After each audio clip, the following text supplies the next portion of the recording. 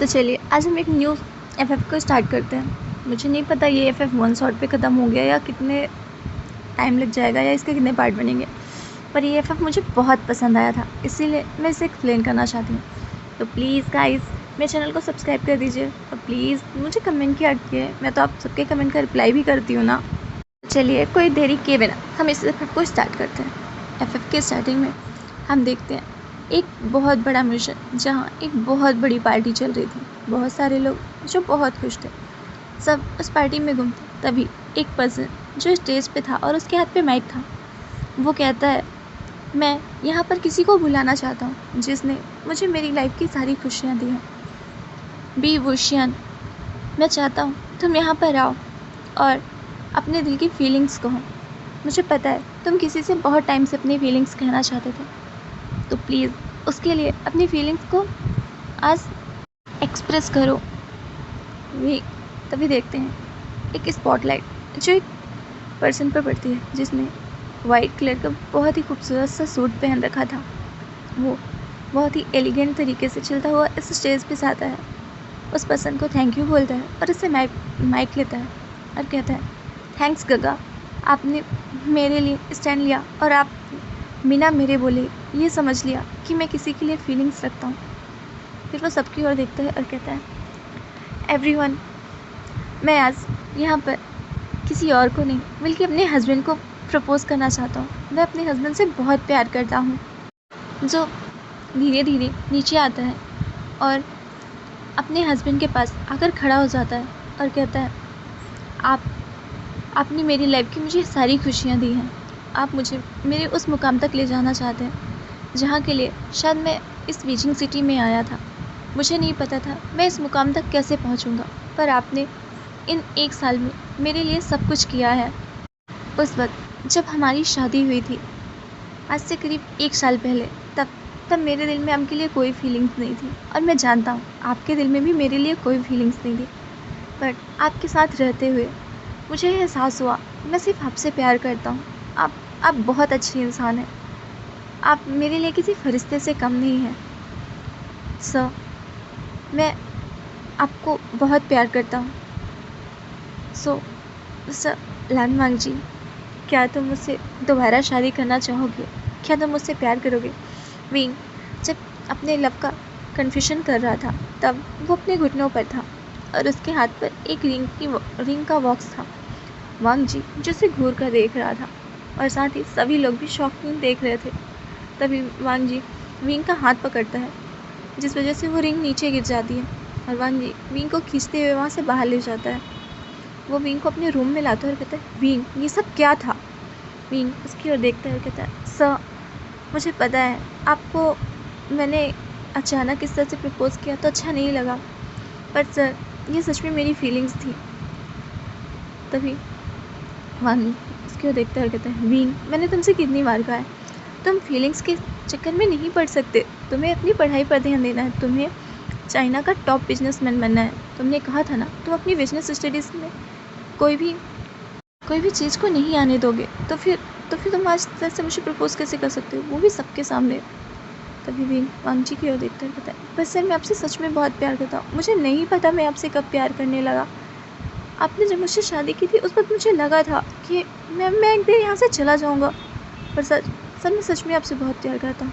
Wing जो वांग जी का हाथ पकड़ कर उसे एकदम अपने क्लोज करने की कोशिश करता है। वांग जी उसके हाथ को झटकता है और विंग को खींचकर एक थप्पड़ मारता है और कहता है, विंग तुम्हारा दिमाग ख़राब हो गया है और मुझे यकीन है ये थप्पड़ तुम्हारे दिमाग को ठिकाने पर ला देगा। विंग वांग जी की इस चीज़ को देखकर शॉक था। वांग जी ने उस पर पहली बार हाथ उठाया था। विंग कुछ बोलता, वांग जी पास में रखे हुए वाच पर अपना हाथ फिर से मारता है और कहता है, मुझे तुम पर हाथ नहीं उठाना था, पर तुम इस तरह की हरकतें क्यों करते हो?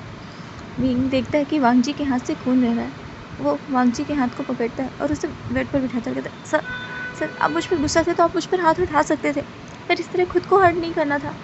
विंग जो भी भूल चुका था कि उसे अभी एक थप्पड़ लगा है, वो वांग जी के हाथ को केयर करते हुए उस पर पट्टी करता है और कहता है, सर आप यहीं पर रुकिए, मैं आपके लिए सूप बना कर लाता हूँ, आपको उससे आराम मिलेगा, उससे आपको दर्द कम होगा। विंग जैसा कि वहाँ से निकल चुका था, वांग जी सिर्फ विंग को देख रहा था। कि इस पर्सन को वांग जी ने अभी अभी हर्ट किया, पर इस इंसान को तो खुद से ज़्यादा उसकी फिक्र है। इधर हम विंग को देखते हैं, विंग जो किचन में सूप बना रहा था, पर उसकी आंखों से आंसू लगातार गिरते जा रहे थे। उसका हाथ उसके गाल पर था और अपने मन में कहता है, आई एम सॉरी, मुझे नहीं करना चाहिए था, मुझे पता था आप ऐसा ही रिएक्ट करेंगे, मुझे सबके सामने तो ऐसा नहीं करना चाहिए था, पर मैं क्या करता, मैं भूल गया अपनी जगह, ऐसा कहता है। और उसके बाद विंग अपने फ्लैशबैक पे चला जाता है। हमें दिखाई देता है एक छोटा सा गांव, जहां विंग अपने ब्रदर और सिस्टर के साथ खेल रहा था, जब उसकी सिस्टर सबके सामने अपने आप को कहती है कि वो तो बड़े होकर एक हाउसवाइफ ही बनेंगी, क्योंकि उन्हें ज़्यादा पढ़ा लिखा नहीं। और वहीं उसका भाई चिंगशा जो कहता है वो तो यहीं पढ़ेगा और यहीं रहेगा, गांव में वो बच्चों को पढ़ाएगा और वो टीचिंग की फील्ड को ही चुनेगा। विंग स्माइल करता है।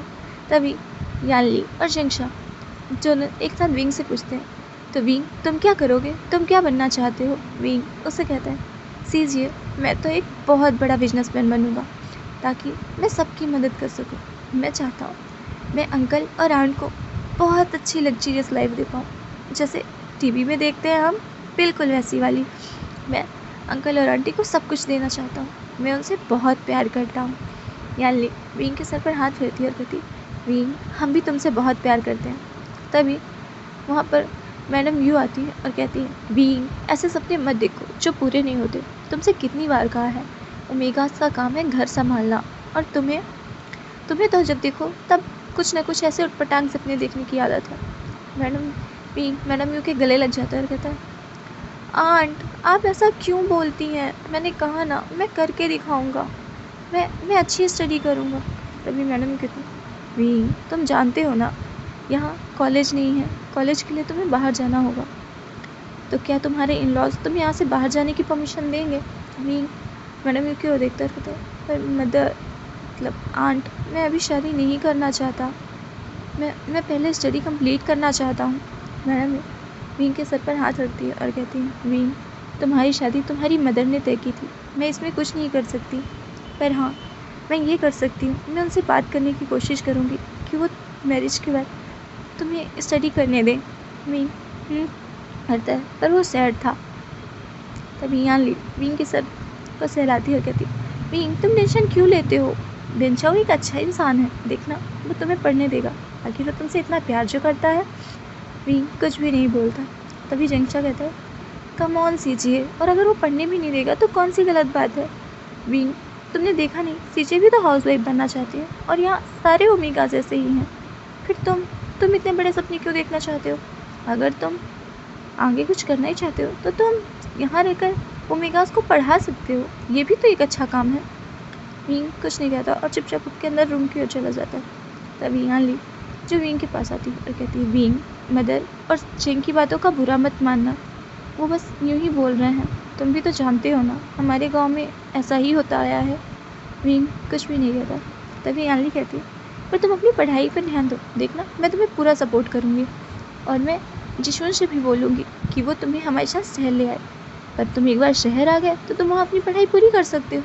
विंग अपना सर नोट करता है और यानली के गले लग जाता है। इधर टाइम स्किप करके दिखाते हैं यानली जिसकी शादी हो रही थी जिन जोशन, जो उसका फियांसे था। जिन जोशन बीजिंग सिटी में रहता था। वो बहुत अमीर तो नहीं था, पर हाँ एक स्कूल में टीचर था और उसके पास अपना घर भी था। वो यानली के साथ वहीं रहता था, साथ में उसके पेरेंट्स और उसका एक छोटा भाई भी था। जिन जोशन और यानली की शादी होती। यानली जो विंग को अपने साथ लेके जाना चाहती थी, पर जिन जोशन के पेरेंट्स इस चीज़ के लिए एग्री नहीं करते, और यानली भी समझती है कि अभी वो ससुराल पहली बार जा रही है, इसलिए वो कुछ भी नहीं कहती। और विंग की भी अभी हाई स्टडीज़ कंप्लीट हो रही थी, इसलिए विंग भी कोई जिद नहीं करता है कि वो अभी शहर जाना ही चाहता है। इधर जियांग फैमिया और मैडम यानली को विदा करते हैं। विंग जिसकी हाई स्टडीज़ अब 1 साल के अंदर कंप्लीट हो जाती है। विंग अपनी हाई स्टडीज़ के बाद ग्रेजुएशन करना चाहता था, बट आंटियों ने उसे बताया कि कुछ ही महीनों बाद उसकी शादी है, वो भी विन चाओ के साथ। विन चाओ बीजिंग से वापस आ रहा है। विंग कुछ भी नहीं कहता, वो बस सैड हो जाता है और वो अपने आप पे सोचता है कि क्या इस शादी के बाद वो आगे पढ़ पाएगा, वो अपने सपने पूरे कर पाएगा। विंग यही सब सोच रहा था। तभी उसके घर पर वेन रूहान और मैडम मेन आती हैं, जो मैडम यू उन लोगों का स्वागत करती हैं। मैडम वेन जो विंग को अपने पास बुलाती हैं और कहती हैं, विंग तुम तो पहले से ज़्यादा खूबसूरत हो गए। विन चाओ तुम्हें देखकर ज़रूर पसंद करेगा और वो बहुत खुश भी होगा। विंग कुछ भी नहीं कहता है। मैडम यू कहती है, हाँ बिल्कुल, हमारा विंग बहुत अच्छा है, वो सारे काम कर लेता है। मैडम यू जो विंग की तारीफ़ें किए जा रही थी, विंग वहाँ पर सर झुकाए सिर्फ बैठा था। मैडम यू विंग की खामोशी को देख रही थी और वो मैडम विन से कहती है, एक्चुअली मैं आपसे ये कहना चाहती थी कि हमारा विंग आगे भी पढ़ना चाहता है और वो कुछ काम भी करना चाहता है, तो अगर आप लोग मैडम यू बात पूरी भी कर पाती। उससे पहले वेन रूहान कहता है, ये आप कैसी बात कर रही हैं, आप जानती है ना ओमेगास को पढ़ना या आगे काम करने से क्या मतलब है। हमारा वेंचर इतना पैसे कमा लेता है कि वो भी और उसकी ज़रूरतों का पूरा ध्यान रख सके। तभी विंग इन सब बातों से तंग आकर वेन रूहान की ओर देखता और कहता है, अंकल अगर वेंचर वो पैसे कम में लेता है तो क्या वो पैसे मुझे देगा, क्या वो उसके वो पैसे सारे मेरे होंगे। मैडम उसकी ओर देखती है, कहती है, विंग चुप रहो, ऐसे बातें नहीं करते। तभी विंग कहता है, मदर मैं बस ये पूछ रहा हूँ, अंकल ने अभी कहा कि विंग वेन चाओ के पैसे कमाता है, तो क्या वेन चाओ के सारे पैसे मेरे होंगे। वो उसमें से 1 रुपया लिए बिना सारे पैसे मुझे दे देगा और उसे मैं जहाँ चाहूँ जैसे चाहूँ खर्च कर सकता हूँ। वो मुझसे हिसाब नहीं मांगेगा कि वो पैसे मैं कहाँ और क्यों खर्च कर रहा हूँ। मैडम शांत थी। तभी मैडम वेन बोलती, विंग तुम ये कैसी बातें कर रहे हो। वेन चाओ अगर पैसे कमा भी रहा है तो वो सारे तुम्हें कैसे दे सकता है, और अगर वो तुम्हें पैसे देगा तो तुमसे हिसाब तो लेगा ना कि तुम पैसे कब और कहाँ खर्च कर रहे हो। विंग कहता है, आंटी पर मैं इसीलिए तो अपनी खुद की जॉब चाहता हूँ ताकि मैं जब चाहूँ जैसे चाहूँ पैसे खर्च कर सकूँ। मुझे जब जो चीज़ पसंद है मैं उस पर अपने पैसे खर्च कर सकूँ। मैडम विंग कुछ भी नहीं बोलती। विंग उठकर वहाँ से चल जाता है। मैडम भी बोलती है, वो अभी बच्चा है, आप समझ सकती है। मैडम विंग की हाँ में नोट करती है, पर वेन रूहान वो गुस्से में था। वो कहता है, वो बच्चा है तो क्या हुआ, अब उसकी उम्र शादी की होने वाली है, उसे कहिए कि वो अब इस तरह की बकवास करना बंद करे। मैडम यू कुछ भी नहीं कहती हैं। विंग जिसकी हाई स्टडीज़ के एग्ज़ाम कंप्लीट होती, उसके घर में उसकी मैरिज की तैयारियां चलने लगी थी। विंग ये सब नहीं चाहता था, पर वो कुछ कर भी नहीं पा रहा था। विंग की मैरिज को अभी सिर्फ 5 डेज़ ही बचे थे। यानली जो विंग की मैरिज के लिए उसके घर आ चुकी थी। यानली देख सकती थी विंग बिल्कुल भी खुश नहीं है इस मैरिज से। यानली जब अपनी मदर से बात करती तो उसे पता चलता है कि वेन रूहान ने विंग की आगे की स्टडीज़ के लिए साफ मना कर दिया है और वो चाहता है कि विंग सिर्फ घर में रहकर काम करे, ना कि बाहर जाकर। यानली इस चीज़ को बिल्कुल भी नहीं समझ पा रही थी, क्योंकि जब वो सिटी गई थी तो उसे पता चला था ओमेगास भी वर्क करते हैं, ओमेगास पर कोई बाउंडेशन नहीं है, फिर उसके गांव में ऐसा क्यों है। यानली विंग से बात करती है। विंग जो यानली के गले लगकर बहुत रोता है। यानली विंग की इतनी बुरी हालत देखकर उससे कहती है, विंग अगर तुम ये शादी नहीं करना चाहते तो मैं तुम्हें सपोर्ट करूँगी। विंग यानली की ओर देखता है। यानली कहती है, अगर तुम ये शादी नहीं करना चाहते तो तुम यहाँ से चल सकते हो मेरे साथ। पर विंग यानली की ओर देखता है, कहता है, नहीं सीजिए, अगर मैं आपके साथ गया तो आपके सारे रिलेशंस ख़राब हो जाएंगे। तभी विंग की ओर देखते हुए यानली कहती है, विंग तुम अगर सबके साथ मेरे साथ नहीं जाना चाहते तो तुम यहाँ से जा सकते हो, मैं सबको संभाल लूँगी। विंग यानली की ओर देखता है। फिर यानली विंग को घर से भाग जाने का ही आइडिया सुझाती है और उसे कुछ पैसे भी देती है और कहती है कि वो बीजिंग में जाकर होटल में रहे जब तक कि यानली बीजिंग नहीं आ जाती। उसके बाद यानली बीजिंग आएगी और वो विंग को अपने साथ अपने घर पे ही रखेगी। विंग इस चीज़ के लिए एग्री हो जाता है और शादी के 2 दिन पहले ही विंग जो अपने घर से चला जाता है। यहाँ विंग के जाने के बाद सब लोग बहुत गुस्सा होते हैं, पर यानली सबको समझाती है कि अगर विंग की शादी नहीं करना चाहता था तो आखिर वो विंग पर फोर्स क्यों यूज़ कर रहे हैं। विंग अपनी खुशी चाहता है तो विंग को खुश रहने में। पर मैडम यू, चैंग फेमिया, बोशा शंडन सब यानली पर ही गुस्सा हो जाते हैं। और विंग के यहाँ से जाने के बाद यानली को 5 दिन हो चुके थे, वो यहाँ पर थी, सबको मनाने की कोशिश कर रही थी, पर कोई मान ही नहीं रहा था। सब विंग पर बहुत ज़्यादा गुस्सा थे। इसलिए यानली हार कर यहाँ से जाने लगती है। पर वो चेंग की ओर देखती है, कहती है चेंग प्लीज़ सबको मनाने की कोशिश करो। पर चेंग यानली से कहता है सीजिए आपने ही विंग को सर पर इतना चढ़ा रखा था, देखा आज उसने पूरे परिवार की इज्जत को मिट्टी में मिला दिया और यहाँ से भाग गया। उसके बाद भी आप चाहती हैं कि मैं पूरे परिवार को विंग के लिए सपोर्ट करूँ? कभी नहीं, मैं उस भागे हुए इंसान को कभी सपोर्ट नहीं करूँगा, वो मेरा भाई है ही नहीं। यानली उसकी ओर देखती है, कहती है चेंग ऐसे वर्ड यूज़ मत करो जिसके लिए तुम्हें बाद में पछतावा हो। तभी चेंग कहता है सीजे मुझे इन शब्दों के लिए कभी पछतावा नहीं होगा, मैं विंग के लिए कभी नहीं पछता सकता, उस पर्सन ने इतना गलत किया है। विंस आप जानती हैं विन रूहान को, वो कितना पावरफुल है, उसका ब्रदर बीजिंग में कितना बड़ा किसी बड़ी जगह रहता है, बड़ी पोस्ट पर रहता है। अगर उसने उन सब की मदद ली और हमारे खिलाफ यूज़ किया तो क्या होगा? आप जानती हैं हमारे पास तो इतने पैसे भी नहीं हैं, कैसे शिफ्ट करेंगे हम खुद को? उसके बाद भी वो विंग ये सब कुछ जानते हुए कि विन रूहान हमारे साथ क्या कर सकता है, वो इस घर से भाग गया। और आप कह रही हैं मैं उस लड़के को सपोर्ट करूं? कभी नहीं। यानली अपना सर शेक करती है और सोचती है कि इस वक्त यहाँ जियांग फैमिली में किसी से भी कोई बात करना गलत है, क्योंकि कोई भी उसकी बात नहीं सुनेगा। यानली वहाँ से चली जाती है और अपने ससुराल में आती है। जब अपने घर आती है और जिन जुशान से बात करती है, जिन जुशान विंग को अपने साथ रखने के लिए मान जाता है, पर विंग मतलब यानली की फैमिली, पूरी जिन फैमिली इस चीज़ के लिए तैयार नहीं होती। फिर जिन जुशान के कहने पर मतलब जिन गोंग्याओ और मैडम जिन मान जाते हैं। यानली जो विंग को कॉल करती है और विंग को घर बुलाती है। विंग होटल से सारा सामान लेकर सीधे यानली के घर ही पहुंचता है। वो देखता है कि ये बहुत बड़ा घर नहीं है, सिर्फ 3 ही रूम है यहाँ पर, जिसमें एक यानली का रूम है और एक यानली के फादर इन लॉ और मदर इन लॉ का और एक यानली के ब्रदर इन लॉ का रूम है। यहाँ पर एक्स्ट्रा रूम है ही नहीं।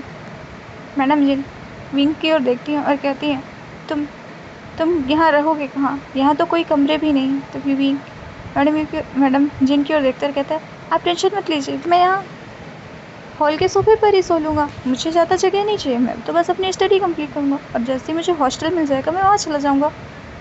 यानली उसकी ओर देखिए बोलती है हॉस्टल? तभी विंग बोलता है हाँ सीजिए, मैंने यहाँ आने के बाद बहुत सारे कॉलेज रिसर्च किए और मुझे बहुत अच्छा कॉलेज दिखा है लांस का। वो बिजनेस स्टडीज़ के लिए बहुत फेमस है। अगर मुझे वहाँ एडमिशन मिल गया तो मैं उनके हॉस्टल के लिए फॉर्म भर सकता हूँ और मुझे एक बार हॉस्टल में एडमिशन मिल गया उसके बाद मैं वहाँ जाके रहूँगा और मैं स्कॉलरशिप भी ट्राई करूँगा। अगर स्कॉलरशिप मिल गई तो मुझे फीस पे करने के लिए पैसे जोड़ने की ज़रूरत नहीं पड़ेगी।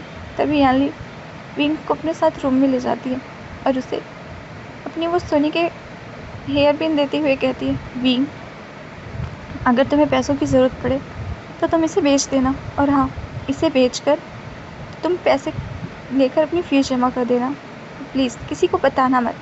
विंग यानली के हाथ पर हाथ रखते हुए कहता है सीजी इसकी ज़रूरत नहीं पड़ेगी। पर विंग यानली कहती है विंग मैं जानती हूँ तुम गांव से आए पर ये शहर है और बहुत महंगा भी है, मुझे पता है अगर कॉलेज बड़ा है तो उसकी फ़ीस भी बहुत ज़्यादा होगी, तुम्हारे पास जो भी पैसे हैं उसमें में ये नहीं हो पाएगा। विंग में अपना सर हिलाता है और यानली की उस हेयर पिन को अपने बैग में रखता है। उसके बाद कहता है सीजिए देखिएगा एक दिन जब मैं अमीर हो जाऊँगा ना, मैं आपको इससे भी अच्छी डायमंड की हेयर पिन ला के दूँगा। यानली हंसती है कहते मैं उस दिन का वेट करूँगी।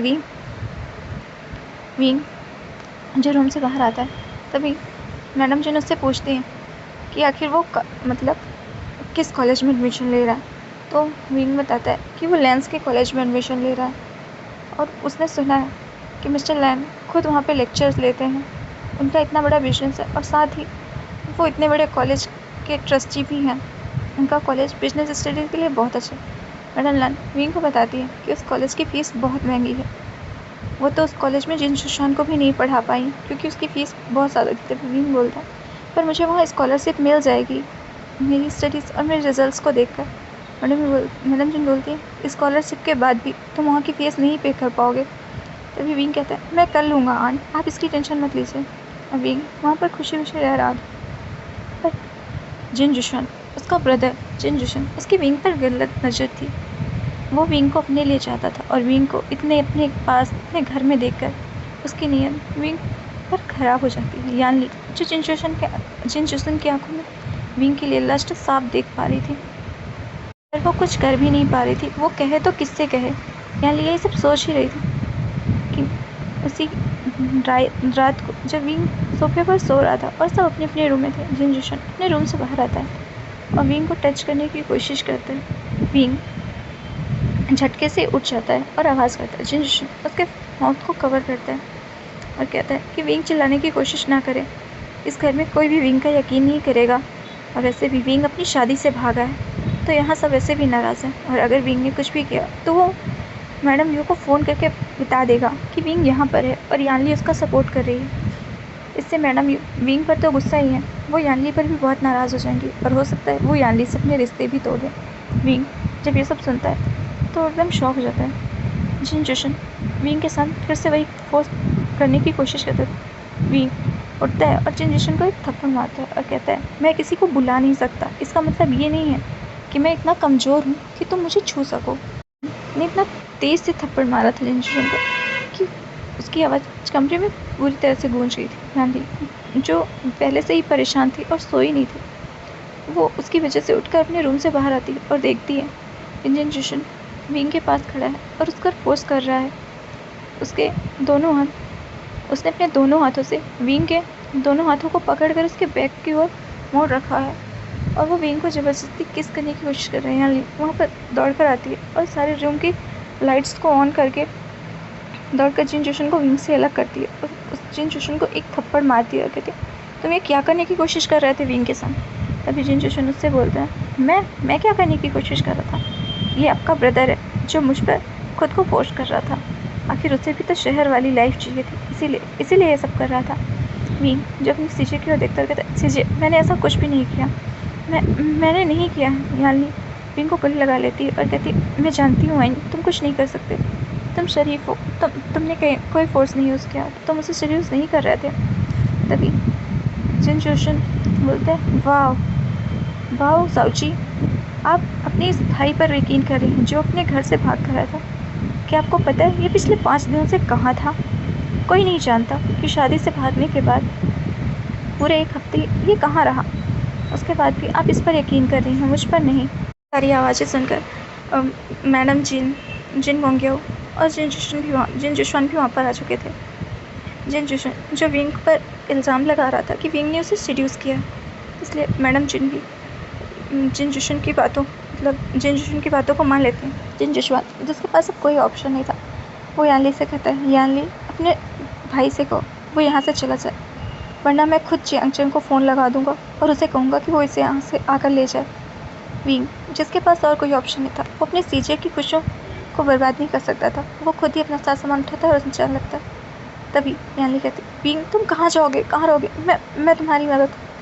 पर जिन जूसन जो कि यानली को रोक लेता है, वो बहुत बार यानली के लिए अपनी फैमिली के खिलाफ जा चुका था, पर इस बार बात उसके भाई की थी, इसलिए वो कुछ भी नहीं कर सकता था। यानली जो जिन जूसन के ऊपर बहुत गुस्सा हो जाती है और अपने रूम में चल जाती है। वह विंग भी वहाँ से बाहर आ जाता है। इतनी रात को विंग के पास कोई ऑप्शन नहीं था, वो कहाँ जाकर रहे। विंग एक होटल के पास जाता है और वहाँ जाने के लिए पर वो पैसे चेक करता है।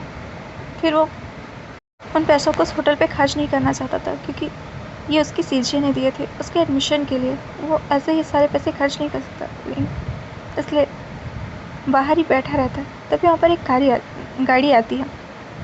उस ब्लैक कार से एक पर्सन निकलता है जिसने ब्लैक कोट पहन रखा था। वो पर्सन कोई और नहीं बल्कि हमारा यानहांग जी था। वांग जी विंग को इस तरह होटल के बाहर बैठा देखकर शॉक होता है और वो देखता है कि वो पर्सन ढंग के कपड़े भी नहीं पहने, वो नाइट ड्रेस में। वांग जी उसकी हेल्प करने के कारण ही उससे बोलता है कि क्या उसे कुछ हेल्प चाहिए। विंग उसकी ओर देखता है और कहता है, नहीं, उसे किसी की कोई हेल्प नहीं चाहिए। वांग जी विंग से तो दोबारा पूछता है, पर विंग दोबारा भी मना कर देता है, इसलिए वांग जी खुद होटल में चला जाता है। हम देखते हैं विंग साइरा कहीं पे बैठा है। नेक्स्ट डे विंग उसी कॉलेज में, मतलब लांस कॉलेज में ही जाता है अपने इंटरव्यू के लिए।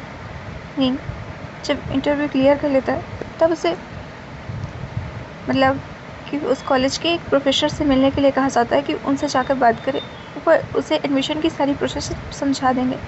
भी जब उनके कैबिन पे जाता है तो देखता है बाहर बोर्ड लगा था लान वांगजी। भी उस नाम को पढ़ता है, फिर उसे याद आता है कि उसने उस प्रोफेसर के बारे में सुना है, सब कहते हैं वो बहुत स्ट्रिक्ट हैं और वो बहुत अच्छा पढ़ाते हैं। भी स्माइल करता है कि उसे उनसे पहले ही मिलने का मौका मिल रहा है। भी अंदर जाता है। वांगजी जब उससे कमेंट करता है तो विंग उसके पास जाता है, सामने उसे बताता है कि कोई यहाँ एडमिशन प्रोसेस के लिए आया है। वांगजी उसे बैठने के लिए कहता है और उसके रिजल्ट्स को देखता है, कहता है तुम काफ़ी ब्रिलियंट स्टूडेंट हो, मैं पूरी कोशिश करूँगा कि तुम अच्छे से बिजनेस स्टडीज़ को समझा सकूँ, और ये रहे फॉर्म, इन्हें फिल करो और जाकर फीस जमा कर दो, उसके बाद तुम कॉलेज में रेगुलर आ सकते हो। और हाँ, तुमने हॉस्टल के लिए जो फॉर्म भरा है वो तुम्हें कॉलेज के सेकेंड फ्लोर पे जाकर जमा करने हैं और चेक कर लेना कि वहाँ की सारी फैसिलिटीज़ अकॉर्डिंग है या नहीं। तुम कितनी फ़ीस पे कर रहे हो मुझे आकर बता देना। और हाँ, तुम्हारे स्कॉलरशिप के लिए तुम्हें एग्ज़ाम देना होगा। विंग नोट करता है और वहाँ से चला जाता है। वो स्माइल कर रहा था कि इस टीचर ने उससे कोई रूडली बात नहीं की। वांगजी जिसे याद था कि ये वही लड़का है जिसे वो होटल के बाहर मिला था, इसलिए वांगजी उसकी मदद करना चाहता था। उसे लगता था कि ये बहुत ही गरीब इंसान लड़का है और वो इसकी मदद कर सकता है। वांगजी बस इसीलिए मदद कर रहा था। तो चलिए हम यहाँ से थोड़ी सी वांगजी की स्टोरी जान लेते हैं। वांगजी जो लैंड कॉर्पोरेशन और इस लैंड कॉलेज के ऑनर लान शिरान का नेफ्यू है, उनके बड़े ब्रदर का बेटा। पर लान कुरैन और लैनी उनका एक बेटा भी है जिसका नाम है लान सिचन, जो इस वक्त कहाँ है किसी को नहीं पता। और लान वांगजी अपनी पूरी फैमिली के साथ रहता है, जहाँ उसकी साउथ चीमिया में उसके फादर मिस्टर लान और मतलब लानी, उसकी आंट, उसके अंकल लान कुरैन रहते हैं। वांगजी किसी से प्यार करता है और वो इस वक्त इंगेज है। वेंचिंग और लान वांगजी बचपन से एक दूसरे के साथ थे। वेंचिंग और वांगजी ने ग्रेजुएशन एक साथ किया। उसके बाद वांगजी ने मतलब मैनेजमेंट और बिजनेस स्टडीज़ कराने लगा अपने लांस कॉलेज में स्टूडेंट के लिए, और वेंचिंग जो और हायर स्टडीज़ के लिए यूएस चली गई। वेंचिंग अब जल्दी आने वाली है और लान वांगजी उसका वेट कर रहा है। उधर विंग जो अपने एडमिशन प्रोसेस को कंप्लीट करता है, बट वो पैसे के लिए जब उस हेयरपिन को बेचने के लिए गोल्ड की शोरूम में जाता है, जब वो वहाँ जाता है और उस गोल्ड को हेयरपिन को बेचने की कोशिश ट्राई करता है, तो वो जो मतलब उस शॉप का मैनेजर था वो उसे लेने से मना कर देता है और उसके लिए बिल मांगता है। पर विंग उसके पास तो बिल नहीं था, उसकी सीजन ने सिर्फ हेयरपिन दी थी, इसलिए वो मैनेजर उसे चोर समझ लेता है और वो जिन जुशन को कॉल कर देता है, क्योंकि ये एक बहुत ही एक्सपेंसिव हेयरपिन थी, इसलिए कस्टमाइज़ की गई थी, इसलिए उसका ऑनर का नंबर उनके पास था, या कहें तो विंग ने ही उस नंबर को हर जगह रेफ़र किया था। इसलिए जब उस नंबर पे कॉल करते हैं तो वहाँ पर जिन जुशन की जगह जिन जुशन आता है, जिन जुशन जो विंग को अरेस्ट करने के लिए कहता है और कहता है कि उसने ये हेयरपिन चुराई है। पर विंग जो कि कहता है उसने हेयरपिन नहीं चुराई है, उसे उसकी सीजिया ने दी है। वहाँ पर जिन जुशन कुछ नहीं बोलता और जब यानली आती है तो विंग यानली के साथ चल जाता है। पर जिन मैंशन में जिन के हाउस में पहुंचकर विंग को बहुत कुछ सुनना पड़ता है और साथ ही यानली को भी। मैडम जिन यानली को बहुत कुछ सुनाती हैं कि ये एक्सपेंसिव पिन जिन जोशन ने कितनी मेहनत से यानली के लिए ख़रीदी थी और यानली ने उसे अपने भाई को यूं ही दे दी। यानली कुछ भी नहीं कहती, अपना सर नीचे करके सुन रही होती है। तभी जिन जोशन कहता है, मदर अब बस भी करिए, आप यानली को बहुत देर से डांट रही हैं। मुझे पता है यानली ने उसे यूं ही नहीं दिया। विंग बहुत अच्छा स्टूडेंट है, विंग आगे पढ़ सकता है, जब विंग के पास पैसे आएंगे तो वो हमें लौटा देगा। तभी उसकी मदर कहती है, और अगर इसके पास पैसे नहीं आए तो तुम इतनी एक्सपेंसिव पेन, इतने पैसे उसे यूं ही दे दोगे। जोशन कुछ नहीं बोलता। तभी विंग बोलता है, मैं ये पेन नहीं लूँगा, मुझे नहीं पता था कि ये पेन सीसीए को ब्रदर इन लॉ ने एज अ मैरिज गिफ्ट दी है। अगर मुझे पता होता तो मैं इसे कभी नहीं लेता। मैडम जिन कहती है तुम तो बस। मैडम जिन इससे आगे कुछ भी बोलती है, जिन कहता है प्लीज़ मदर बस करें आप, उसे आप बहुत सुना चुकी हैं। वो यानली से कहते हैं यानली तुम विंग को लेकर रूम में जाओ। तभी मैडम जिन फिर से कहती हैं ये लड़का यहाँ नहीं रहेगा, मैंने कितनी बार कहा है। जिन एक डीप शाही करता है, तभी विंग कहता है मैं यहाँ से जा रहा हूँ। यानली जो विंग को रोकने की कोशिश करती है, फिर विंग वहाँ से चला जाता है। तो गाइस आज के लिए इतना ही। मैं नेक्स्ट पार्ट पे आगे का एक्सप्लेन करूँगी। Bye bye. और हाँ गाइस प्लीज़ आप लोग मुझे कमेंट तो करिए ना, और सब्सक्राइब करिए। मैं आप लोग का वेट करती हूँ। Love you all. बाय।